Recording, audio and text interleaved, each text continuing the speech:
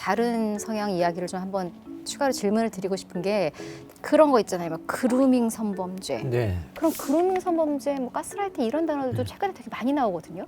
뭐 가스라이팅이든 그루밍 성범죄든 뭐 학술 용어나 심리학 용어는 아닌데 그 이제 상징적으로 그렇게 이해를 하는 용어들이 쓰는 단어들이죠. 그 가스라이팅 같은 경우에는 심리적, 정서적 지배를 하기 위해서 네. 나한테 종속되어 있어야 돼. 그 내가 원하는 대로 하지 않으면 잘 못하는 거야라고 하는 약간의 죄책감을 갖게 만들어서 의존하게 만드는 수법이 가스라이팅입니다. 그래서 이거는 성범죄뿐만 아니고요. 살인범죄나 강력범죄에서 많이 나와요. 올해 초에도 있었던 사건인데 30대, 20대 세 자매가 8시간 동안 자신의 어머니를 폭행을 해서 사망하게 만들었어요. 친어머니를? 네, 친어머니를. 그런데 경찰이 수사를 하다 보니까 오래전부터 이 어머니, 부모님들과 알고 지내던 그 상대방 부부가 있었는데 그 상대방 부부의 여성이 이 세 명의 아이들을 오랫동안 가스라이팅을 한 것이 드러났어요. 그래서 조종을 합니다. 너희들이 잘 되기 위해서는 어머니를 혼내야 돼. 안 되면 때려서라도 알려줘야 돼. 이런 것이 점차 발전해 나가면서 계속 이 아이들은 그 사람의 말을 듣고 우리가 잘 되기 위해서는 어머니를 혼내야 된다라고 하는 것이 발전되어 왔어요. 그래서 결국은 사망에 이르게 만들었는데 문제는 뭐냐면 경찰의 수사에 밝혀졌음에도 불구하고 그렇게 지시를 한 저 사람은 죄가 없다. 다 우리를 위해서 한 것이기 때문에 우리 스스로의 행위라서 저 사람 처벌하지 말라고 옹호하는 입장을 갖고 있고요. 두 번째, 법에서는 이 사람이 그럼 살인 교사냐 죽게 만들었잖아요. 그런데 모든 문자 기록에 죽이라는 말이 없어요. 그래서 상해, 폭력을 교사한 등의 죄로 불과 2년 6개월의 형을 받았어요. 이런 것들이 그 가스라이팅입니다. 그래서 이 가스라이팅이라고 하는 것은 우리가 주변에서 잘 살펴봐야 돼요. 본인들은 잘 모를 수 있습니다. 그럼 가스라이팅도 어쩌면 피해자들이, 그러니까 그 조종을 당하는 친구들이 마음이 여리거나 착하거나 아니면 어리거나 그럴 수 미성숙하거나 있습니다. 이런 네. 분들이 많이 타겟이 되겠네요. 그럴 수 있죠. 그런 거 어떻게 하면 걱정이네요. 그래서 주변 사람들이 관심이 예. 필요해요. 아니 그거를 말도 안 되는 그런 지시를 따라라고 생각하는 관념을 지금도 우리 누구라도 갖고 있다면 다른 사람이 잘못이지. 스토킹 범죄가 22년 이어져 온 것처럼 우리도 이건 얼마나 오래 갈지 몰라요. 왜 법정에서 이거를 사실은 정의하고 유형을 분류할 아무 지금 사회적 논의가 없어요. 네. 가스라이팅이 뭔가 죄책감을 죄책감. 느끼게 만드는 의존성을 높이는 수법이라고 보면 예. 그루밍 성범죄는 죄책감보다는 호감과 고마움, 감사하는 마음을 다르네요, 결이. 갖게 만들어서 자신한테 의존하게 만드는 거예요. 그런데 여기에서 그 전개되는 대표적인 수법들이 예. 선물을 합니다. 작은 선물들, 그다음에 칭찬. 이렇게 이 청소년들을 대상으로 우리 사회가 우리 부모가 하지 못하는 것을 해줘요.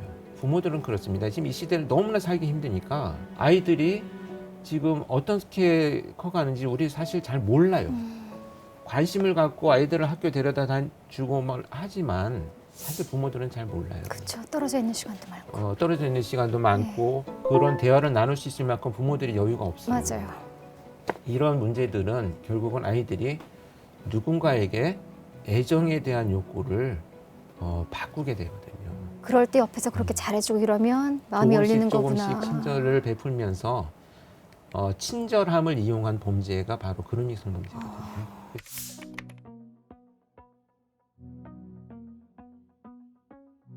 우리가 사회심리학에서 이렇게 설명합니다. 상황이 사람을 지배하는 경우도 있고요.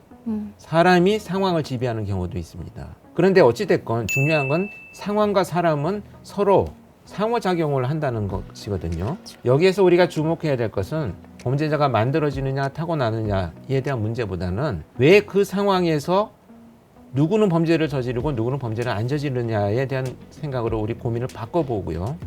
우리 그 코로나 시대 수많은 지금 경제적 어려움 똑같은 상황에 처해 있는데 왜 나는 범죄를 안 저지르고 그들은 범죄를 저지르느냐. 그 차이는 뭐냐. 나는 고립되어 있지 않다라는 거예요. 내가 같은 어려운 상황을 겪으면서 내가 말을 할 때 들어주는 가족이 있고 친구가 있고 사회 구성원들이 같이 공존하고 있고요. 그 사람들은 어느 누구하고도 말을 할 수 없는 고립 상태에 있다는 겁니다. 단절이 범죄를 야기한다. 그래서 이 고립이 굉장히 영향을 많이 주는데 이 고립도요 좀 어떻게 보면 주관적인 거죠. 가족들하고 같이 있으면서도 혼자 고립되어 있는 사람들이 있어요. 또 싫어서 본인 스스로 네. 고립을 택하는 사람들도 그런 있고. 그래서 이 고립감, 음. 이 고립감들은 이 상황이 사람을 지배하든 사람이 상황을 지배하든 여기에 공통되게 나타나는 핵심 주제는 목표거든요. 상황이 나를 지배하는 경우 내가 정말 가기 싫은 자리에 또 가야 되는 상황이 있잖아요.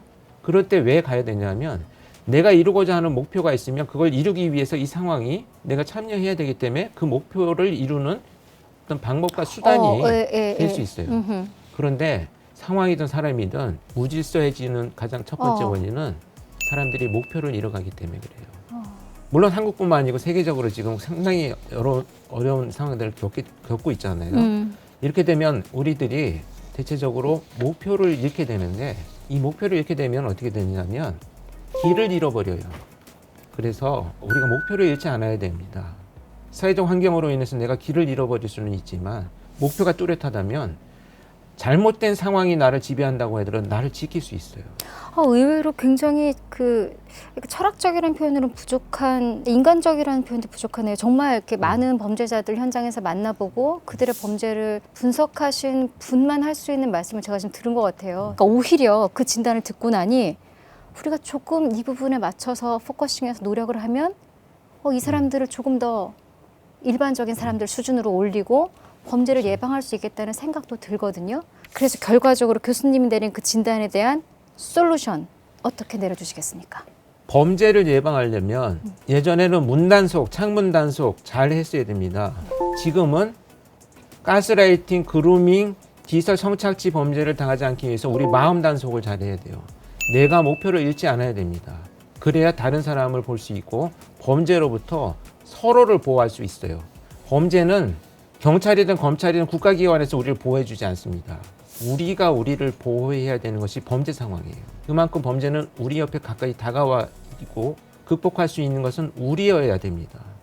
그래야 법도 바뀌고 정치인들도 욕하고 뭔가 해달라고 요구하고 빨리 가스라이팅, 그루밍, 성착취 범죄에 대한 법을 만들어라 이렇게 요구하는 것, 이것이 우리가 할 수 있는 일들이잖아요.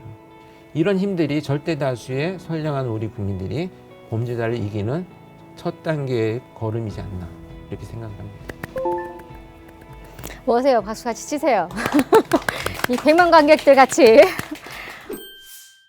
함께 해주셔서 너무 감사드리고, 제가 처음에 소개할 때만 해도 대한민국 최초의 프로파일러다라는 이야기도 했었고 강력계 형사에서 뭐 과학수사에서 프로파일러까지 이야기를 했습니다만, 제가 오늘 1시간 넘게 2시간 가까이 대화를 나누면서 저의 소회는 프로파일러라는 혹은 최초 프로파일러라는 이 단어의 가두기에는 너무나 큰 분을 모셨다라는 생각이 들었습니다. 근데 너무 이렇게 과찬을 하시면 또 나오셔야죠, 뭐 과찬하시면. 약간 가스라이팅 이건 그루밍이에요, 가스라. 이건 호의잖아요. 네. 그루밍? 그루밍 같은데. 네, 그루밍 당하신 걸로 오늘 훈훈하게 마무리하겠습니다. 진짜로 감사드리고요. 예, 그 말씀 이렇게 많은 매체에 나오시는 거 보고 아마 대한민국도 많이 저희가 안 좋은 일들로부터 좀 많이 벗어나는 그런 밝은 대한민국으로 가고 있을 거라는 믿음을 갖습니다. 다 공감하시죠? 네, 그럼 이렇게 고맙습니다. 보내드리겠습니다. 감사합니다. 네, 감사합니다.